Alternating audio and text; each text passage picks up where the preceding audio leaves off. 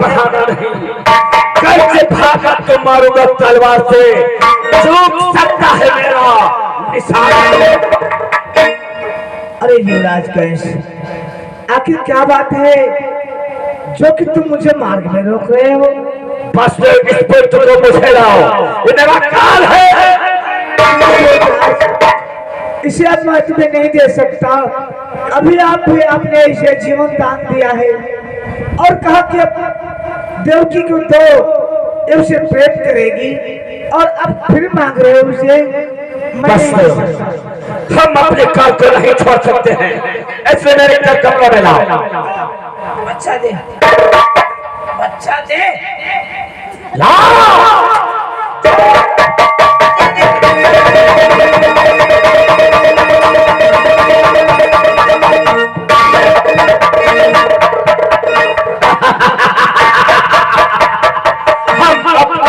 को अभी श्राप करते हैं।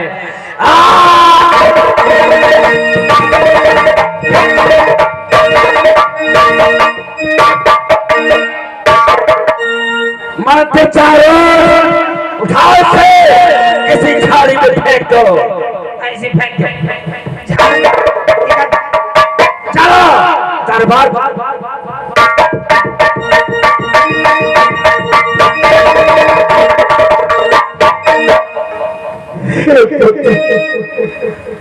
मुझे क्षमा करना हे विधाता, तुम मुझे कैसा दिन दिखा रहे हो? एक पिता अपने पुत्र को नहीं बचा सका, दुष्ट ने मेरे हाथों से छीन करके तुम्हें समाप्त कर दिया। मैं तुम्हारे प्राणों की रक्षा नहीं कर सका पुत्र, मुझे क्षमा करना पड़ेगा। हे विधाता, दिल का खिलौना मेरे फूट गया, दिल का खिलौना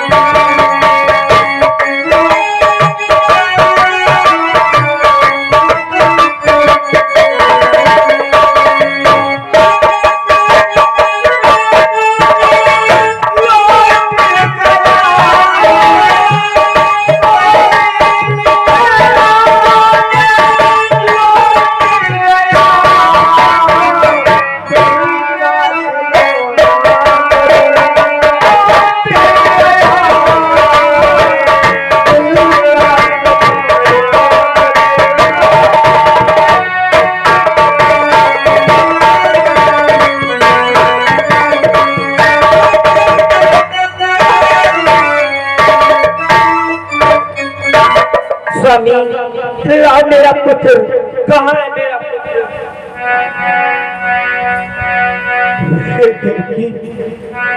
मैं क्या बताऊं कि मेरा पुत्र कहाँ है? अब मेरा पुत्र संसार में नहीं रहते कि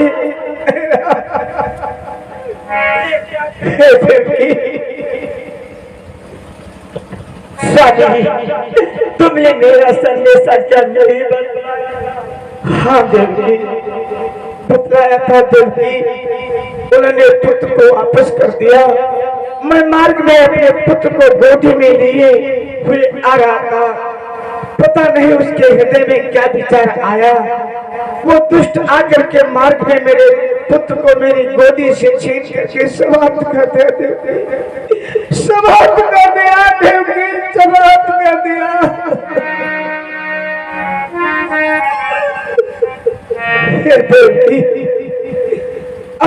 क्या कर सकते हैं, अभी तो कंस ने मेरे एक ही पुत्र को मारा है, तो मुझे इतना कष्ट हुआ है। अपने पुत्र को मरते हुए मैंने देखा, उस दुष्ट ने मेरे पुत्र को तलवार से काट दिया। ये दुख मैंने देखा, मुझसे देखा न गया। इसी प्रकार से जब मेरे 8 पुत्रों को मारेगा, ये दुख हम कैसे देखेंगे?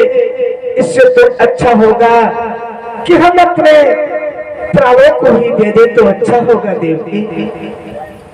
सत्य कह रहे हो स्वामी, इसलिए मैं अपने प्राणों का त्याग कर दूं।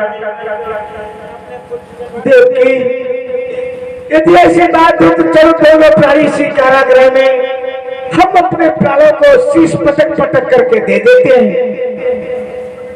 चलो अपने प्राणों को शीश पटक करके देते हैं, शीश पटक पटक करके प्राणों को दे देते हैं।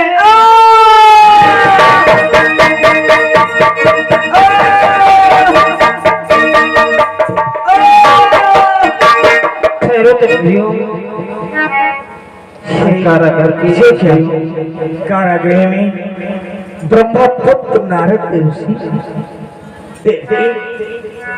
देवसी के चरणों में वसुदेव का प्रणाम स्वीकार हो। वसुदेव, क्यों विचित होकर के अपने प्राणों को गवा रहे हो? हे देवसी, क्यों ना अपने प्राणों को दूं तो क्या करूं? कंस ने मेरे एक पुत्र को मारा है तो मुझे इतना कष्ट हुआ है। जब मेरे 8 पुत्रों को मारेगा तो एक हर दुख नहीं देख पाएंगे, इसलिए हम दोनों प्राणियों ने विचार किया क्यों ना हम अपने प्राणों को ही दे दें। नहीं तपस्वर, धैर्य धारण करो। हे तपस्वरों, कहो देवसी, हे तपस्वर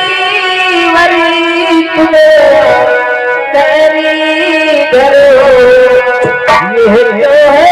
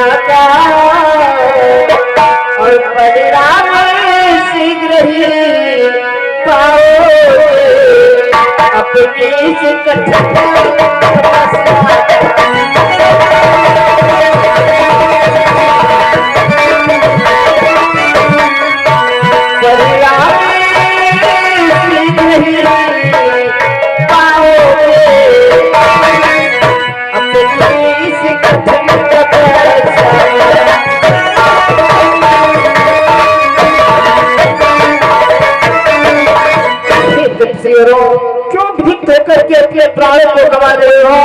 कितने समय तुम्हारी परीक्षा का है और इसका परिणाम तुम्हें अवश्य मिलेगा। क्या कहते हो देवसी? परीक्षा का समय चल रहा है और परीक्षा का फल हमें अवश्य मिलेगा। अवश्य, परंतु देवसी आखिर मुझे कैसे फल मिलेगा?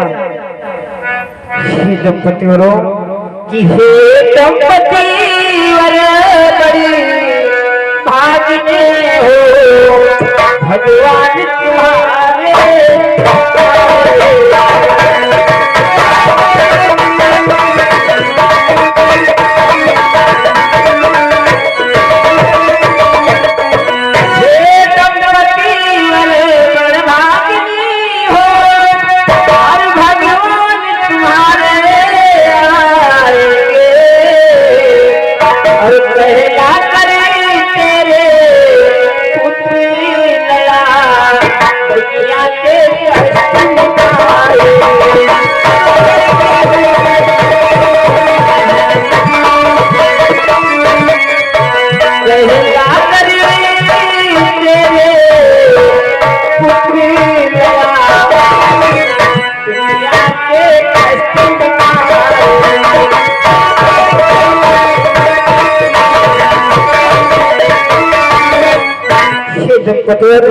तुम तो कोई भागी नहीं, एक दिन भगवान आएंगे और तुम्हारे पुत्र बनकर के समस्त इस संसार के कष्टों को दूर करेंगे। क्या कहते हो देव जी? मेरे भगवान मेरे पुत्र के रूप में आकर के इस संसार पर जो पाप हो रहा है उसका हानि करेंगे, परंतु देवर्षि आखिर वो भगवान कब आएंगे देवर्षि? जानते हो तपस्वियों कि जब साथी गर्भ तक राक्षस के उत्पात तोड़े हो,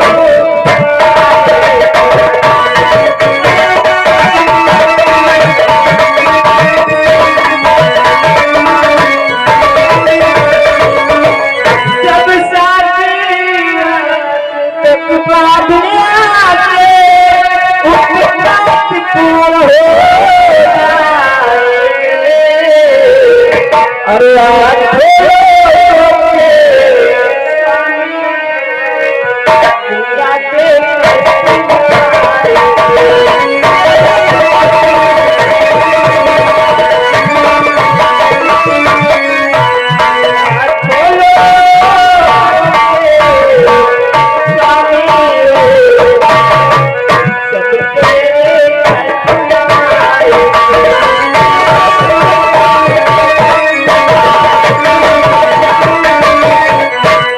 जब सात गर्भों के राक्षस के उत्पात पूर्ण हो जाएंगे तभी भगवान आएंगे और इस संसार के कष्टों को क्या कहते हो देवर्षि?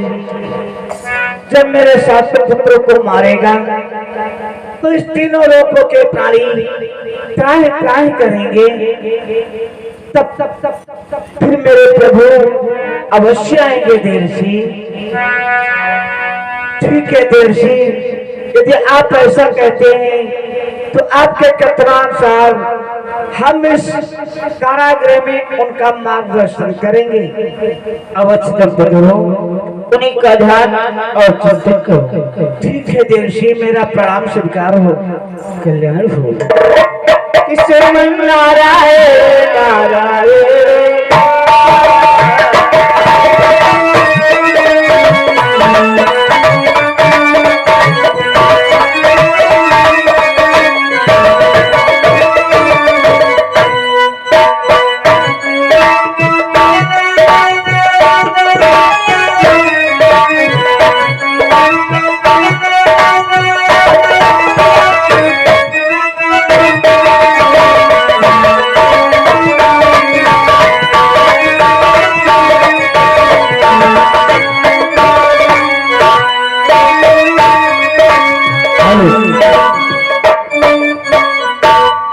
तो देखिए भक्तों, जिस प्रकार से कंस ने देवकी और वसुदेव के प्रथम पुत्र को मारा है, इसी प्रकार से देवकी और वसुदेव के 6 पुत्रों को समाप्त कर देता है। 7वें का नंबर जब आता है तो ये गर्भ दैवयोग से रोहे के गर्भ में चला जाता है, जिसके द्वारा बलराम का जन्म होता है। 8वें बार में स्वयं शिव सागर निवासी भगवान विष्णु अपने विराट रूप में आकर के देवकी और वसुदेव सो रहे हैं, माता और पिता कह करके जगा रहे हैं। किस प्रकार से जगाते हैं आप लोग सीन के माध्यम से देखेंगे।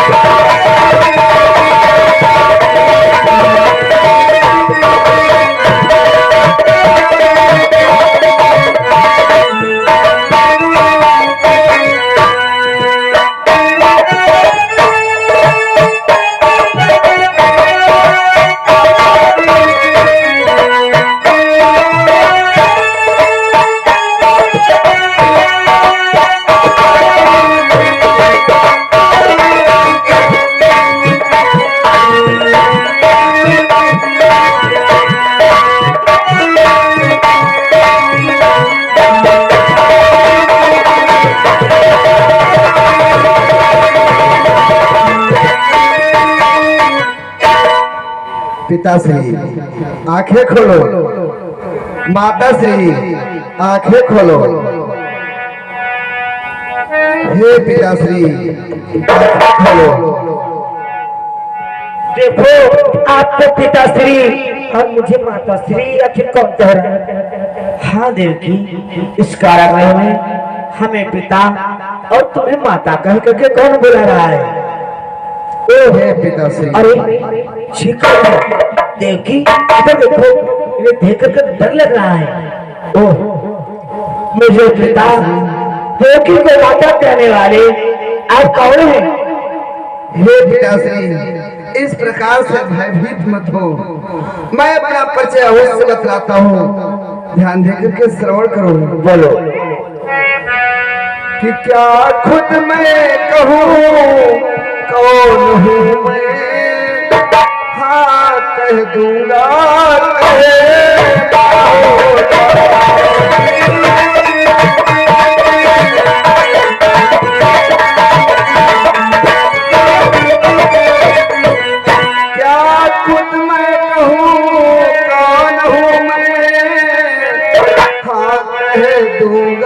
कहना होगा।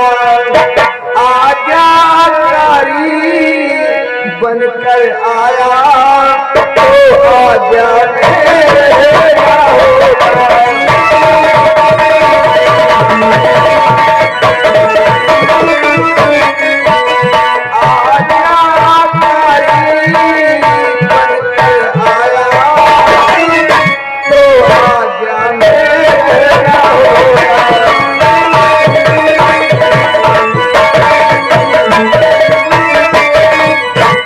पिताश्री, मैं कौन हूँ अपना परिचय दे रहा हूँ। हे माताश्री, इस प्रकार से भयभीत मत हो कि जो आंखें बातें देखती थी उन आंखों का मैं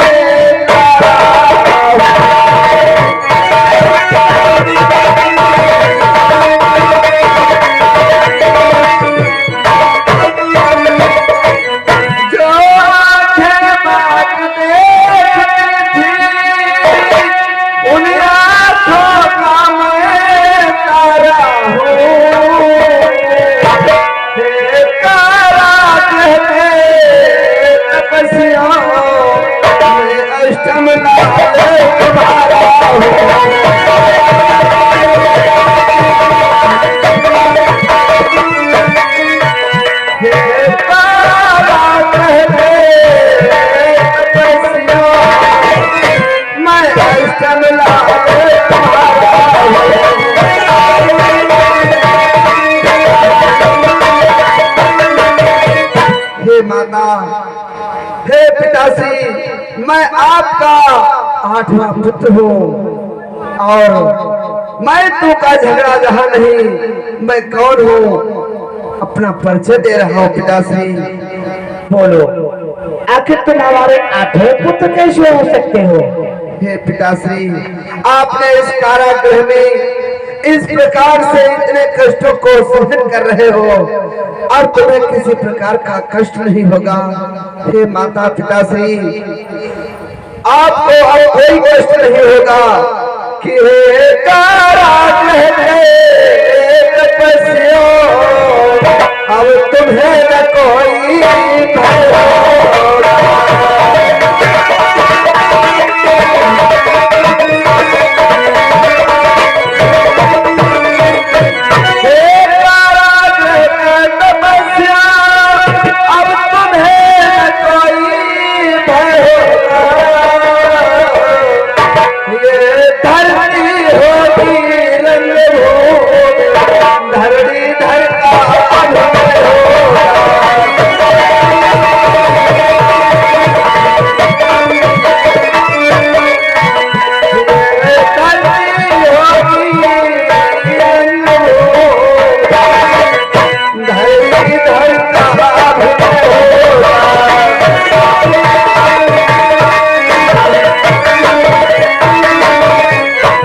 पिताश्री, इस प्रकार से अपने कष्टों को उठा रहे हो।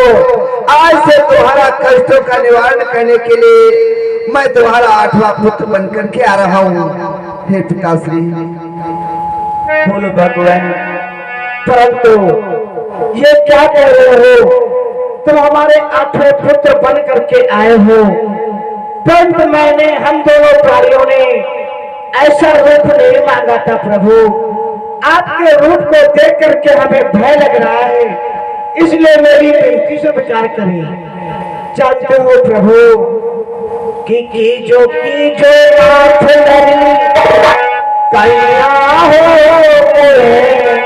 पर लागे की जो नाथ लड़ी कन्या हो पर लागे।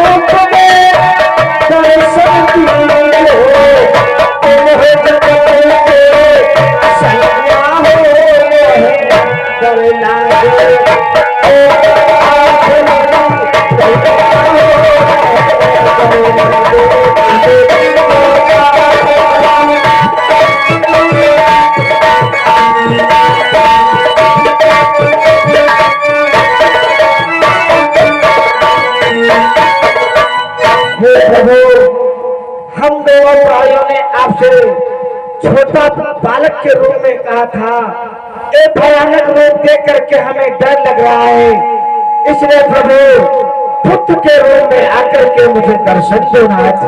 हे पिताश्री, मैं आपका 8वां पुत्र अवश्य और एक नन्हे से बालक के रूप में आऊंगा, परंतु पिताश्री, हे माताश्री, तुम्हें एक कार्य करना होगा।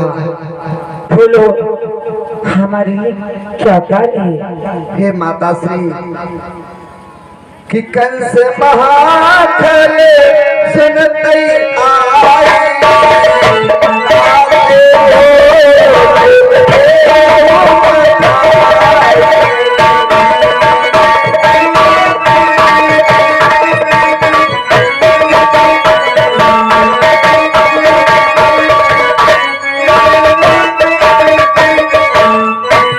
हे माताश्री, मामा कंस जिस समय समझ पाएगा कि 8वें पुत्र का जन्म हो गया है, तत्काल आकर के मुझे मारने के लिए प्रयत्न करने लगेगा।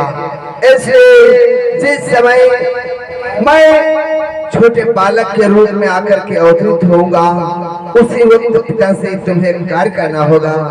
वो कौन सा कार्य है पिताश्री? बोलो भगवान, आखिर हमारे लिए क्या क्या है? कि जसोमती के उपजी माया लाए उठाई दे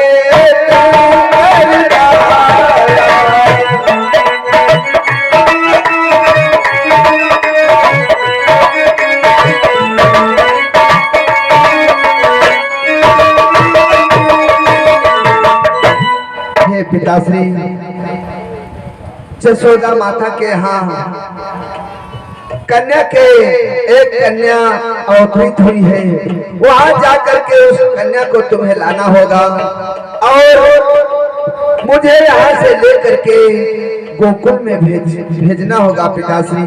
यही कार्य करना है जिससे मैं आने वाले समय में अपना कार्य कर सकूं और मुझे तत्काल यहाँ से गोकुल भेजना होगा पिताश्री।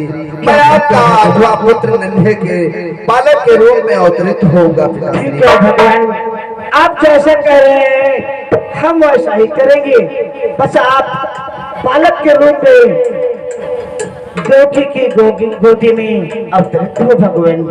अवश्य पिताश्री, मैं अपने छोटे आकार में प्रकट हो रहा हूँ पिताश्री।